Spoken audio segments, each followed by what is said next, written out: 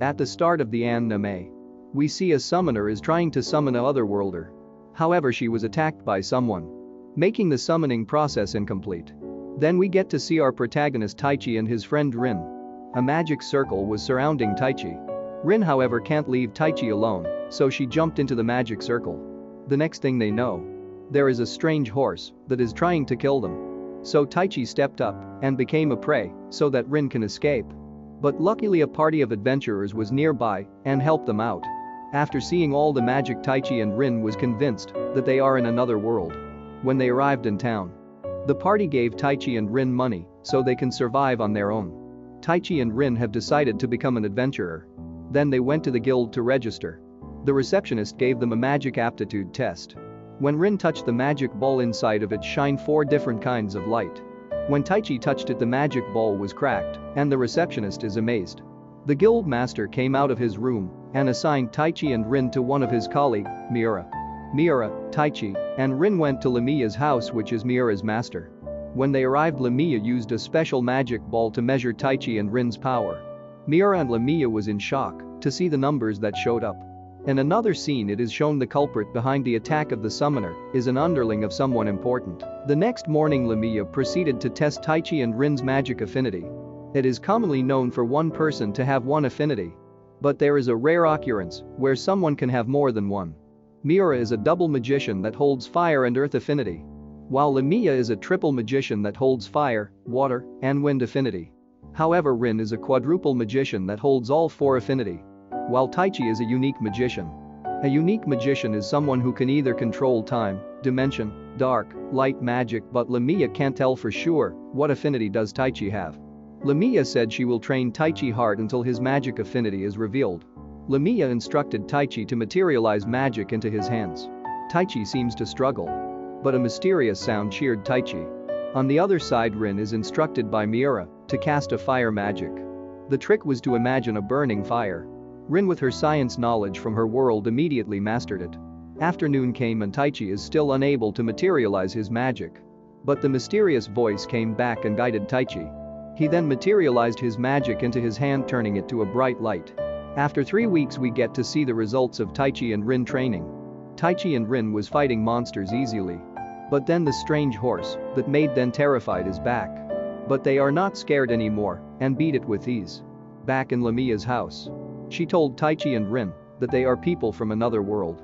Lamiya also said they are summoned by someone who is a unique magician. But unfortunately, it's going to be hard to find her. 1 week later, Lamiya allowed Taichi and Rin to register as an adventurer. Taichi and Rin is now doing low difficulty mission to increase their ranks. In one of Taichi's dream, the mysterious voice is back, saying that they will be reunited once again. The next day, Taichi and Rin is summoned by the guild. The guild assigned them to a higher difficulty mission. And apparently this mission is simple, but anyone who took it failed. When night came, Taichi and Rin proceed to interrogate a bar, but the drunkards was already setting them up. But Taichi and Rin easily beats them all and got 0 information. When leaving, Taichi and Rin noticed someone was following them. Then Taichi ran, so they revealed their position. It was 3 people trying to kill them, but Taichi and Rin managed to take out 2 people while the other one escaped. Then Taichi gave them to the guild. At the guild, Taichi and Rin saw Miura and greeted her. Miura is telling Taichi and Rin to group up with her because the mission is not done yet. So they went to a fruit farmer to resolve the problem. When arriving, Taichi shook hands with one of the farmers, Kasum. Taichi felt something strange when shaking his hands. The farmer said there is bandits or something else that is bothering their harvest. While searching in the forest, Rin felt a monster presence. Then they met an ogre. Miura easily beats the small ones, while Taichi impressively one-punched the big ogre. Then they had a discussion. Taichi was super suspicious of Kasum, but Miura said not to jump into conclusion. Then they discussed it how they are going to trap the culprit behind it. The next day, Taichi and the others continued the mission. Then they found traces of bandits. Rin also felt a human presence around the area. The bandits was discovered, then got caught without any problem. The villagers escorted the bandits to the village guard except Kasum. Taichi once again shook hands with Kasum and confronted him.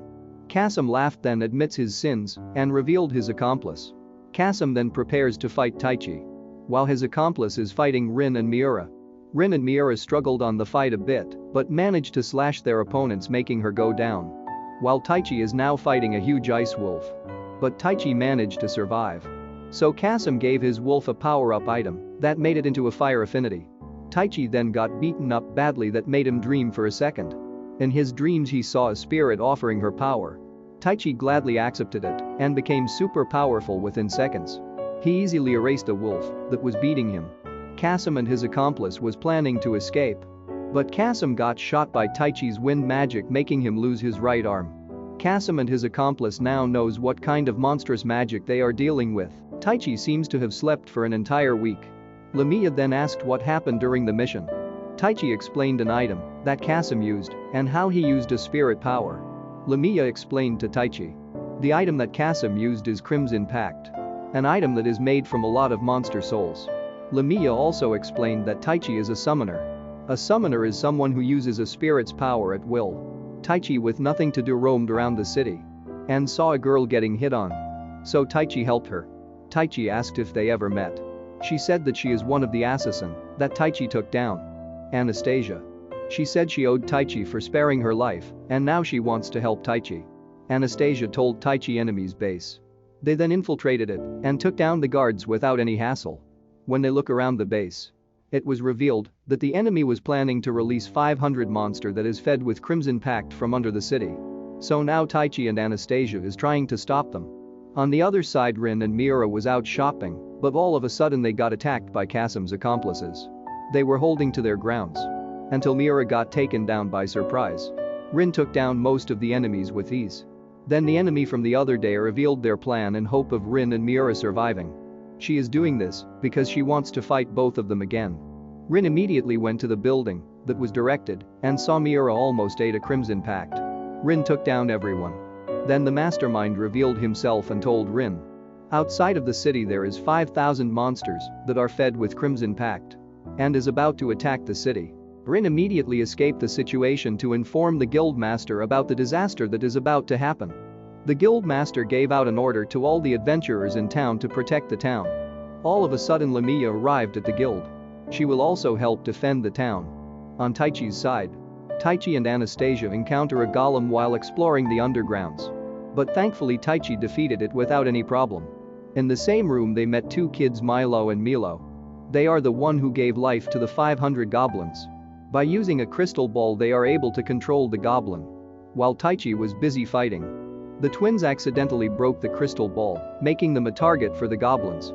Taichi helped them even though they had malicious intent. Taichi said that this will be a long night. On the other side, Rin with the adventurers is ready to fight. Rin opens the war with a powerful fire magic that made a big hole on the ground. It also occurred a volcano reaction that made a big explosion. Everyone was surprised at Rin's magic attack. The adventurers went on to attack with all their might. The adventurers was in a pinch because suddenly most of the monsters they are fighting are monsters that are fed with Crimson Pact. But Lamia ordered them to cover her because she will launch a powerful magic that will turn the tide of the war. Lamia proceeded to launch a powerful wind magic. But there was still one monster standing. Lamia, Rin and Miura ganged up on the last monster. However, the monster was the most powerful and easily negated all of it. The monster took out Rin. Rin was in great danger. But thankfully, Taichi blocked the attack just in time. Taichi then punched back. He then proceeded to throw the monster to the ground, making it go down. However, two monsters came to back up their ally. Taichi uppercutted one of it and also slamming the last monster, making both of them go down. But suddenly from below the ground a dragon appeared. Anastasia was tasked by Taichi to help the injured. But at one point she was hypnotized by someone unknown. The hypnotizer made her go to Taichi location, even though Taichi is fighting dangerous monsters. Taichi was searching for the spirit before fighting the dragon. Then Taichi tried to attack the dragon. But the dragon suddenly whipped its tail, making Taichi go down. Anastasia then found Taichi. Taichi screamed to Anastasia telling her to escape. Anastasia broke out of the hypnotize, but it was too late. The dragon attacked them with a fire breath. Anastasia sacrificed herself so Taichi can survive. Taichi is now enraged. Taichi then screamed out for the spirit. Then he met Ariel, the spirit that has been helping him. But he was mad that Ariel did not give him power before. She told Taichi to use a spirit power, a strong will was needed. Taichi got to use Ariel power again. He then challenged the dragon for the second time. Both of them let out an all-out attack. Taichi overpowered the dragon. Then the dragon told Taichi that he was ordered by someone to fight Taichi. Then we get to see the mastermind behind all the disaster that happened. It was said that the experiment was a success. After the conflict has ended, a messenger from the kingdom came. Her name is Alcina. Alcina said that Lamia and her disciples' presence is needed in the capital. While on the way, Alcina explained the conflict between two brothers that had faction of their own. One of them is a king. The conflict could turn into a civil war if it's not handled immediately. When they arrived to the capital, Alcina almost got assassinated, but thankfully Taichi and Rin acted fast. Alcina suspected the little brother was attempting an assassination. Then they were summoned by the king. Beside the king there was his daughter Princess Charlotte. The king was apparently Lamia's acquaintances. Lamia asked, "Did the king summon Taichi and Rin because of the immense power that they have?" The king admitted to it, making Taichi confronted him. But the king did not deny any statements that came out of Taichi's mouth. Then they were told to stay for a while. Taichi and Rin got a visitor. It was Princess Charlotte. Princess Charlotte admitted to summoning Taichi and Rin to the capital. She also admitted that she is the one who summoned Taichi and Rin to this world. But she swore that she will do whatever it takes so Taichi and Rin can go home. So she requested Taichi and Rin's help for a while. Taichi and Rin believes Princess Charlotte. The military wants to test Taichi by making him fight General Sumela. Taichi was struggling at sword play because it was not his specialty. But then both of their sword broke, making them fight bare hands. Taichi is now dominating. Then eventually took down Sumela. Sumela no longer doubted Taichi's power. We then get to see Princess Charlotte praying for both Taichi and Rin's safety. Then we get to see the culprit from the previous incident. He is Ladril. But Princess Charlotte seems to be clueless. On the next day we get to see the rebel faction planning to attack the capital. The general of the faction seems to have prepared a plan. On the same day the king's faction already planned out a defensive formation to face the rebel faction. It was told that Taichi and Rin will be playing a crucial part. The night before the war, Taichi and Rin was about to sleep. But then an assassin tried to take Rin's life. But Taichi already sensed his presence from afar. When Taichi caught the assassin quickly escaped and took his own life. Then the war came. General Sumela was suspicious at how little equipment the enemy was bringing. Sumela ordered Taichi to unleash his power. Taichi used a groundbreaking wind magic. It was used as a warning for the enemy. The enemy was shocked for a second. It was revealed the enemy was using Magic Gem. Magic Gem is used to cast a magic without learning it. A beginner can use it easily. But at the cost of the user life energy. Making most of the enemy draining the life energy of their own. Making them kill themselves. Rin was ordered to attack. She then used a rain magic to make the enemy wet. She then immediately zapped them with a lightning strike, making them go down. It seems the general was betrayed by one of the rebel faction member, Inikas. He seems to gave the general and the whole rebel army a supply of magic gem without telling them the effects of what it does. Inikas quickly killed him and ran off. To celebrate the victory, the whole capital threw a big party. In the morning Taichi and friends was summoned by the king. The king thanked them for protecting the kingdom. The king gave them each an option to pick one weapon from the kingdom's weapon collection. Taichi was rather interested at one sword.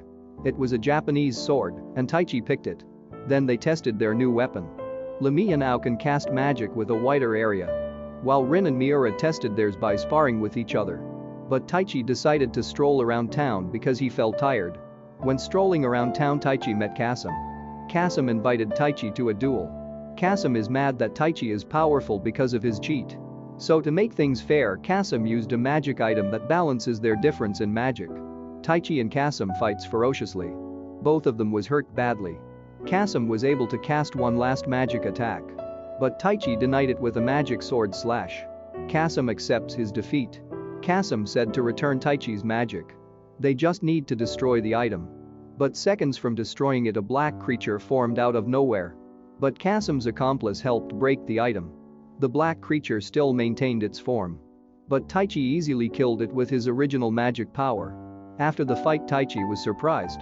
The second part of the war is already announced. Taichi hurried to the castle. We then get to see the mastermind behind Kasim's doing. It seems that the magic item was given by Ladril to Kasim. Taichi and Rin saw the knights already making formation to protect the capital. Taichi promised he will protect Rin. Then the war came. The king gave a speech to increase the soldiers' morale. And so the war began.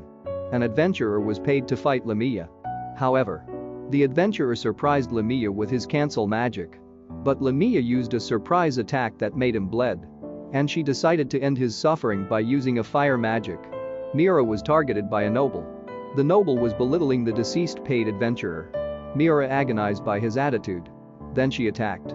Even though she lost grip of her sword, she immediately jumped and cut off his head. On the other side, Taichi was targeting the little brother of the king. Even though Taichi was able to break into their camp easily, he decided to negotiate first. Inicus secretly casted a spell that turns people into zombies. The little brother refused the negotiation. Then Ariel sensed ominous power from the surrounding. Then Inicus revealed his plan. Apparently before the war started, he already set a large-scale magic to turn people into zombies. Then we see Rin fighting a tough opponent. Rin was in a pinch. Her opponent was someone who fights at close range. But Rin managed to connect one attack that damaged her. But then a soldier interfered. Then Rin and his opponent realized the dead soldiers was getting up. Then they decided to end the duel so they can help each other. Inicus, when asked why he did this, he said he was ordered by her. Her is someone who ordered Inicus and the dragon to deal with Taichi. And the one who has been bringing Taichi all sorts of problems. Then we get to see Inicus slowly transforming into something demonic. It was shown that everyone was struggling. The king was surrounded by zombies. Mira and Lamia helped each other.